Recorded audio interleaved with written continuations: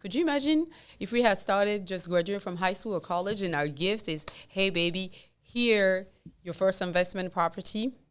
This is your LLC. Go ahead and do whatever. You can sell it. You can rent it. You can live in there. You do whatever you want with it. Yeah. How a blessing. Yeah, it is. It's definitely a blessing, but it's all about being educated and understand how things work. That's the thing. That's the beauty with life, right? We're older now. We got all the answers, but we can't back up time to go back to the beginning, right? So we're here now. Basically, it's all about just trying to educate your children now and have them try to do things that you weren't able to do. Came here in 2007, right in the middle of the crazy crisis.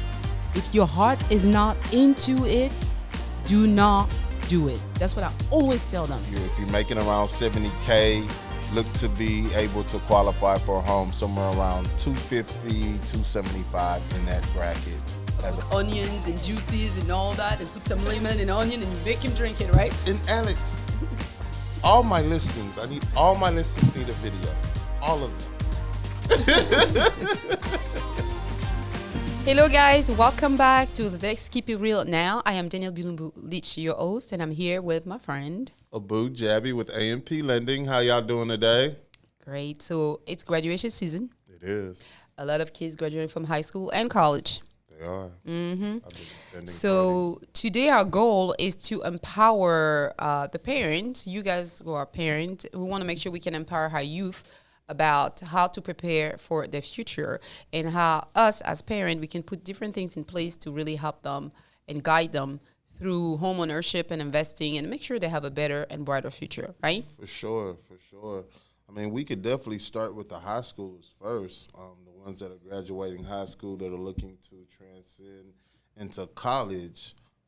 There's ways that we can prepare those kids with, parents helping them to purchase a property, whether it's a duplex or a 4-unit, where their child can live in one and then they can rent out 3 of the units to other college students that are living in the surrounding area or attending the college. Mm-hmm. And then that would be income producing for the child, and you won't have to pay room and board. I know, right? I know. But first thing first, it's also great if the parents can buy something and help the child obtain something under their own name. Mm-hmm. And then the first area to start is credit. It is. Help them build a strong credit score, right? It is. And then that does not start when they turn 18 and let's go and build your credit, right? It's better to start when they're a little bit younger.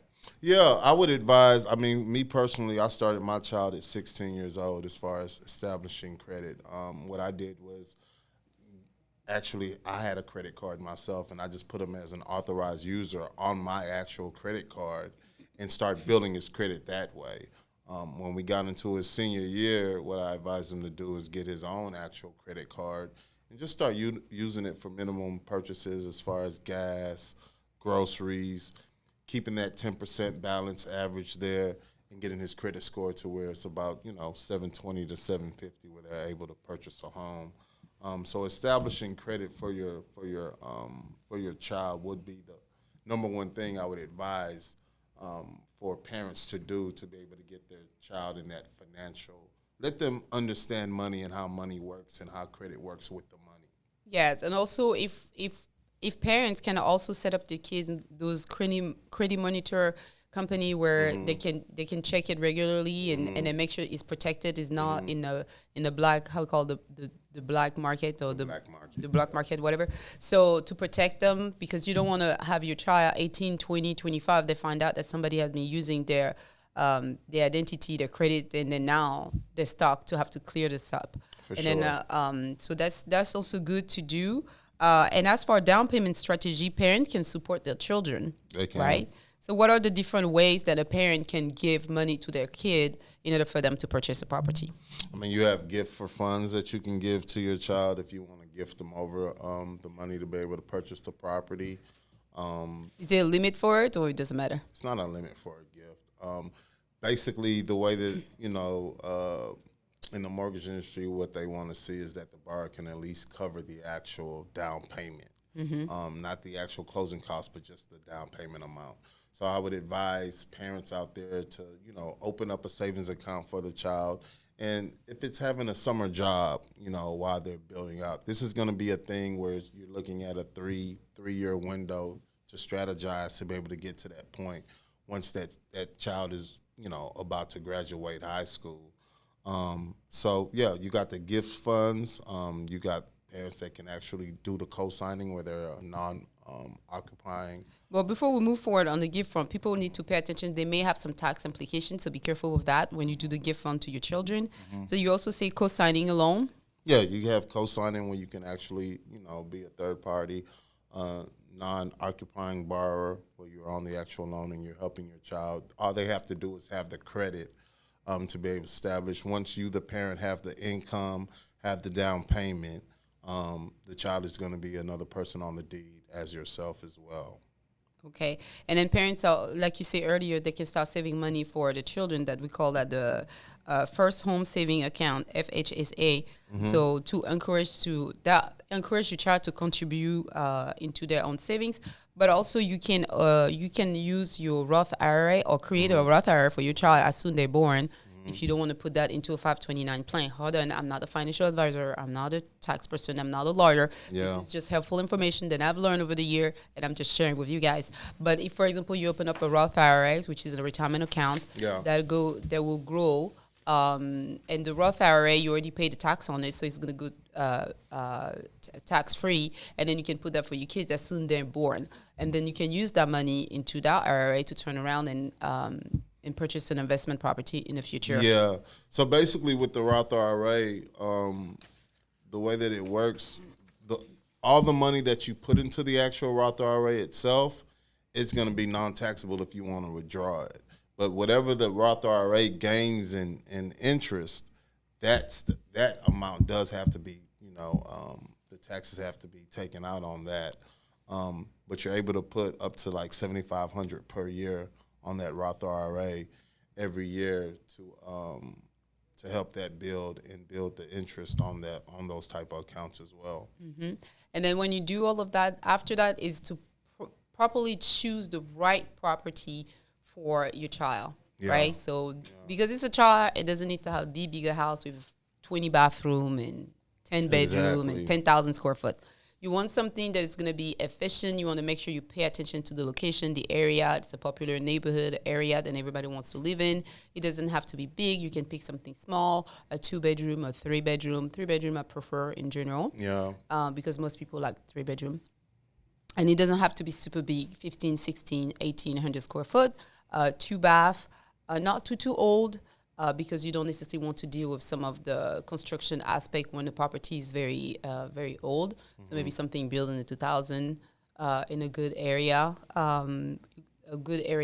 somewhere that pretty much the turnaround is good. So if it's an area that the houses are moving fast, less than 60 days, that's considered kind of a good area, and the schools around and the lifestyle, the workability or the amenity or grocery stuff like that around. So this is something you guys need to pay attention which type of property. Usually single family in Houston area. I don't know for all the market, but in Houston area, single family are usually the best for investment. Yeah.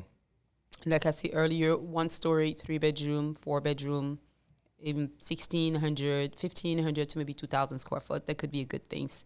Condo are not my favorite investment properties because the HOA tends to be high and increase. You own the air space and you don't own the land. And then so a lot of condominium HOA condominium community, their HOA don't do proper job as far maintaining all the reserve and all the rules that a FHA buyer will need, which limit your pool of buyer because you're gonna have to deal with only conventional or cash buyer. Yeah. And then especially here in Houston area, and the fees tend to be a little high sometimes. Yeah. So I would prefer a townhome versus a condo, and also take a look at the multifamily. But Houston is not super great with multifamily duplexes and stuff like that. But if you're a developer out there, please build us some more. Yeah, they're starting to pop up a little bit. Start to pop up, but historically not too much. But multifamily is a good way. Maybe you can have your child to live on one side, rent the other side, and then you don't have to worry about that, and maybe use some of this money to even pay for college for them, right? Yeah, with that, or even like we stated before, when they're attending college, see if they have some multi-units out there. Your child can live in one and then rent out the other to some other students, and it's already cash flowing for you. Yeah, and the investment strategy for everybody, you have to pay attention as far how much will be the rental income before purchasing it, right? Mm-hmm. So you look at how much people are renting, what was the price, how fast does it go, what's the average, what people like in this neighborhood, how the property condition need to look like. Mm-hmm. The location, like we talked earlier, is very, very important because it's an investment. And you look at the long-term appreciation. Take a look and ask your realtor to maybe give you market analysis for the last 5 to 10 years. Mm-hmm. You know, look 10 years, 7 years, 5 years, 3 years, a year, and then look at within 6 months. So take a look, is it going up or is it going down? Is it an area that maybe historically good to invest? Check all the development around that community. Is there anything coming up, movie, shopping center, new community, or is just everything is falling apart and nobody wants to live there? Consider the 1% rule. The monthly rent should be at least 1% of the purchase price. Yeah. So if it's a $200,000 property, your rent should be at least $2,000. It's better if it's higher. And also try to calculate your investment, your return on your investment, so the money you put down versus how much you're going to be collecting every year from it. For sure. That's a real important part as far as, knowing the numbers to each property that you're trying to purchase. Because if those numbers don't work, then you're going in the bad direction. Mm-hmm. And the benefits of starting early, as soon as you start having children, for example, when they're tiny, you benefit of the compound interest, right? Yeah. The appreciation will come. So sometime, I remember when I just got to Houston, you could find $120,000 home easy. Yeah. In Richmond, Texas. Yeah. It doesn't exist anymore. Yeah. So that just lets you know that was what I've been in America 18 years in Houston. So that just if I had bought a property with a baby at that time, by the time this baby is 18 today, they will enjoy a $200,000 or $300,000 three-story home, a 3-bedroom home at this point.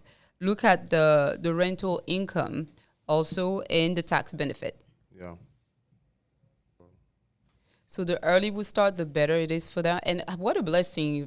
Could you imagine if we had started just graduating from high school or college and our gift is, hey, baby, here, your first investment property. Yeah. This is your LLC. Go ahead and do whatever. You can sell it. You can rent it. You can live in there. You do whatever you want with it. Yeah. How a blessing. Yeah, it is. It's definitely a blessing, but it's all about being educated and understand how things work. That's the thing. That's the beauty with life, right? We're older now. We got all the answers, but we can't back up time to go back to the beginning, right? So we're here now. Basically, it's all about just trying to educate your children now and have them try to do things that you weren't able to do. Mm-hmm. And at the end of the day, it's never too late.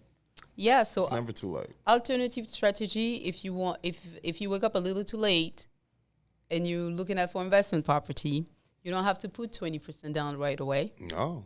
You can live in one of the spots. That's your primary home. Mm-hmm. And then you can still rent out, if it's 2 units, 1 unit, 3 units, you can rent that out and make that cash flow. Yeah. And still get that homestead exemption on that property. Or you can do what we call house hacking. You purchase it with the minimum down payment. Mm-hmm. You stay inside for a year. Mm-hmm. And then you turn around, you put it for rent, and you move on into the next. Move on to another one. The next one, because hopefully your income will increase over the year after 2 or 3 years, but you just put it for rent. And then you can teach your children how to do that. So they start, they start early like that. And then, you can also do the BRRRR method. So you buy, you rehab, you rent, you refinance, and you repeat. No, for sure. And then when you're refinancing, you pull cash out, and so you can use it into your next investment property. And then and you can also talk to your lender the different type of loan available out there. They can help you put all of this in place. And also, if you do not have much cash or you can't qualify for whatever reason, you can always do seller financing. Yeah. where the seller will be actually the one financing you the property. You still have to come with some money down, right? Some seller like 10%, some will do 5%, some will do 25% down, and then the rest they will finance you the property, and you own it outright. You have to make sure you pay your taxes on it and have your insurance cover because you'll be responsible for that. You own the place, so that will be yours. So you take care of it. The owner is just acting like the lender at this point. Yeah.